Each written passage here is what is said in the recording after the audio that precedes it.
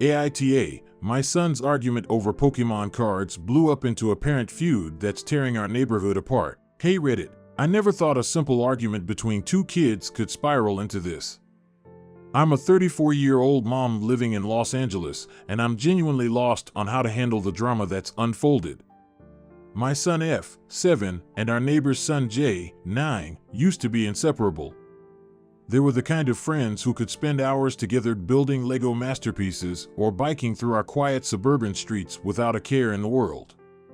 They bonded over Pokemon cards, video games, and all the silly things kids their age find endlessly fascinating. It was such a comfort to know F had a close friend right next door, especially during the pandemic when playdates were limited and kids were starved for connection.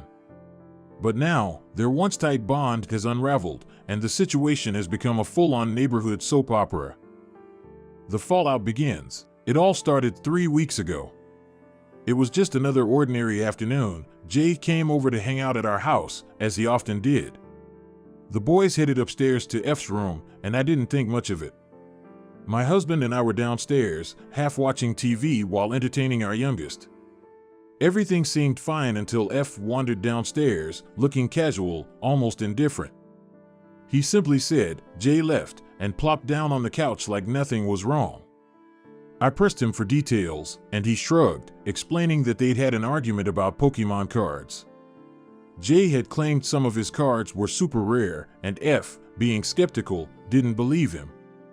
Things escalated when Jay accused F's cards of being fake because, heaven forbid, they came from a McDonald's Happy Meal promotion. It sounded ridiculous, and honestly, I thought it was just the kind of petty squabble that kids forget about by the next day. At that moment, I figured it wasn't worth stressing over. Kids argue, right? But later that evening, the doorbell rang. When I opened the door, no one was there, just a folded piece of paper sitting on the doormat. The letter that sparked it all. The letter was from Jay, written in uneven, barely legible handwriting typical of kids his age. It read something like, "I Googled it, and I'm right. F needs to apologize because I thought we were friends." My husband and I exchanged bemused looks. It was odd. Who writes letters about Pokemon disputes? We laughed it off and chalked it up to kids being dramatic. F didn't seem fazed and even went off to play with another friend that same day. Looking back, I wish we'd taken it more seriously. At the time, we figured it was just Jay being overly sensitive. F insisted nothing else happened, no hitting, no fighting, just a disagreement over cards. If I'd known what was coming, I would have saved that letter as evidence. The accusations began. A few days later, Jay's dad, let's call him Greg, came knocking. I opened the door to find him standing there with his arms crossed, his face set in that firm dad mode expression. He wasn't there for small talk. "Why didn't you respond to Jay's letter?" he asked bluntly, as though we'd ignored an eviction notice. I tried to keep my tone light as I explained that we thought it was just a minor disagreement between the kids and didn't feel it required parental intervention. That's when Greg dropped the bombshell. Jay had claimed that F hit, kicked, and bit him during their argument. Wait. What? I was so shocked I didn't know how to respond at first. My son? Biting someone? It felt so wildly out of character. Sure, I could imagine F losing his temper and maybe shoving or kicking out of frustration, but biting? I pushed back, saying it didn't sound like my son and that he's never shown any history of aggression like that. Greg wasn't having it. He suggested that F's behavior indicated deeper issues and that he might need to see a therapist again. Therapy? For a Pokemon argument? Here's the thing, F did see a therapist last year for unrelated reasons, but Greg's comment felt like a cheap shot. It was almost as if he was using it as evidence against my son, which infuriated me. I stood my ground, explaining that therapy wasn't necessary in this case and reminding Greg that we weren't supervising the boys every second. They're 7 and 9 years old, they should be able to play independently. Greg didn't like that answer and implied I was being neglectful. He went on to say that as a parent, it's my responsibility to keep an eye on them at all times, and that if I had been more attentive, this whole incident could have been avoided. The audacity. By the end of the conversation, it was clear Greg wasn't going to let this go. He insisted that F apologize to Jay, but I refused. My son was adamant that he hadn't done anything wrong, and I wasn't about to force him to take the blame for something he didn't do. The sit-down. Eventually, Jay's mom and I agreed to have a sit-down meeting with the boys to get to the bottom of things. My husband, ever the diplomat, tried to mediate. He explained to both boys that sometimes people see the same event differently, like one person seeing a car as green while another sees it as blue. He urged them to think about each other's feelings and try to find some common ground. But the meeting was a disaster. Jay insisted that F had hurt him and even claimed there were physical marks to prove it, while F stuck to his story, adamantly denying any wrongdoing. To make matters worse, F acted silly and distracted during the conversation, which only made things more tense. He got a stern talking to afterward, but I couldn't shake the feeling that we were getting nowhere. The neighborhood war. As the days went on, it became clear that this wasn't going to resolve itself anytime soon. F, for his part, started distancing himself from Jay, but I could tell it wasn't what he wanted. Every time they crossed paths outside, F would try to say hi, but Jay would either ignore him or snap back with some sarcastic or mean remark. Watching my son's face fall each time broke my heart.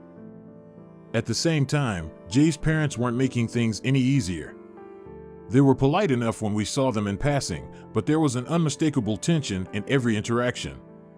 I started feeling like the whole neighborhood was quietly taking sides in the unspoken war between our families.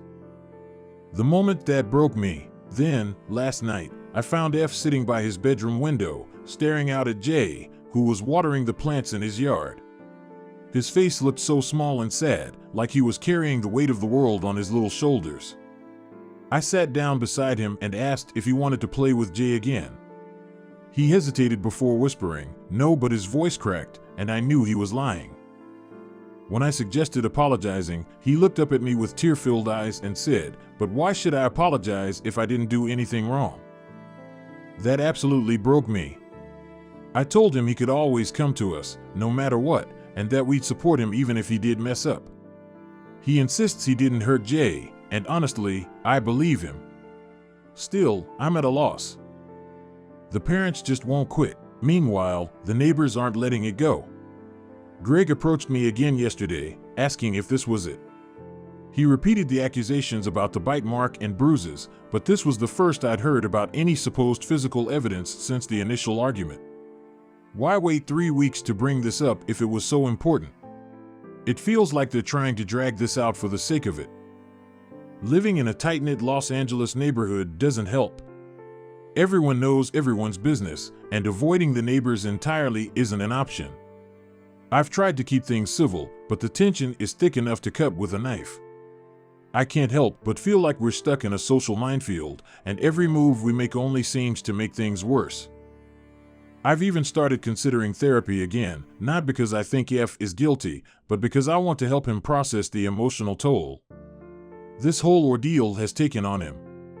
My once bubbly, outgoing kid now seems quieter and more withdrawn. It breaks my heart to see him lose his spark over something so unnecessary. The emotional toll. After Greg's latest visit, I found myself spiraling. How could such a trivial argument turn into this all-consuming mess?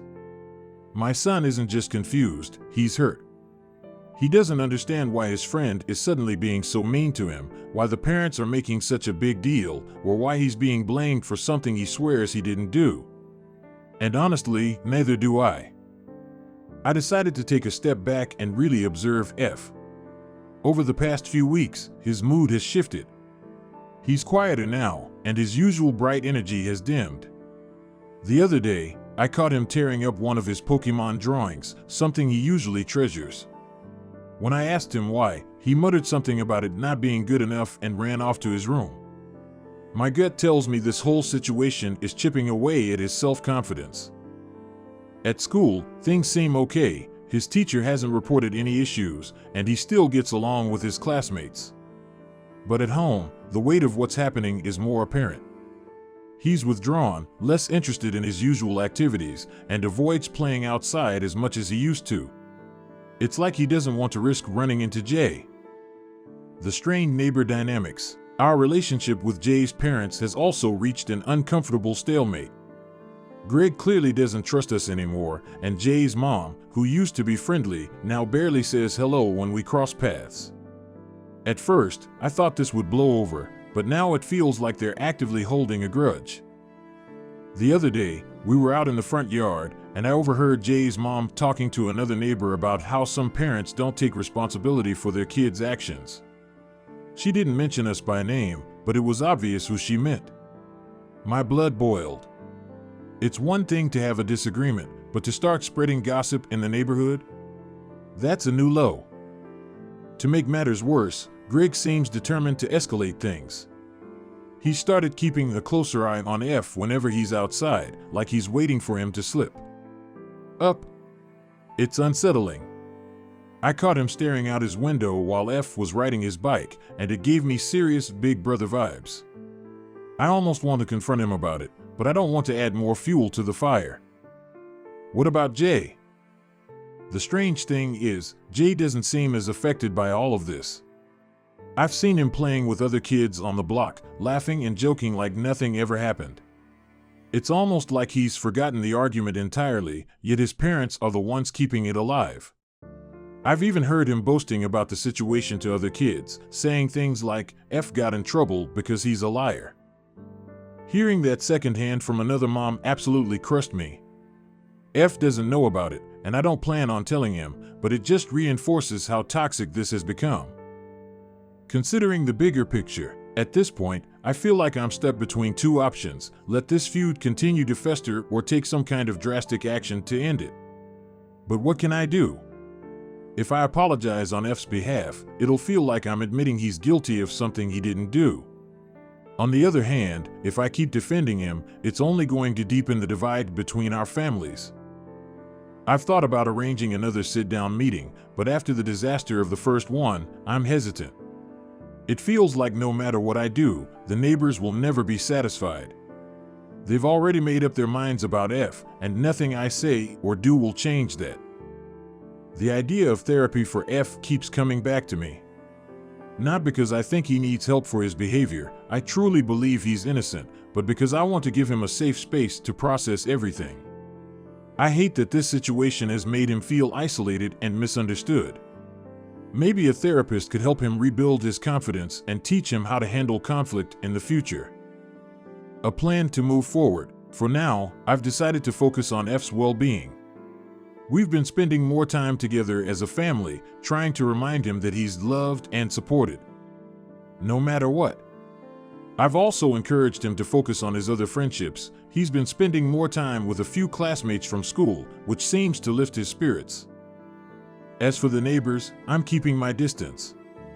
I still greet them politely when I see them, but I'm not going out of my way to engage. If Greg or Jay's mom brings it up again, I'll calmly explain that we've already addressed the situation and that we're moving on. But deep down, I know this isn't over. Living in such a close-knit neighborhood means this tension will linger, whether we like it or not. I just hope time will eventually smooth things over, or at least dull the edges of this conflict. TLDR, my 7-year-old son had an argument with his 9-year-old friend over Pokémon cards, which escalated into accusations of physical aggression. The friend's parents have blown the situation out of proportion, creating a toxic environment in our neighborhood. I'm focused on supporting my son and protecting his well-being, but I'm struggling to navigate the fallout with the neighbors. What would you do in my shoes?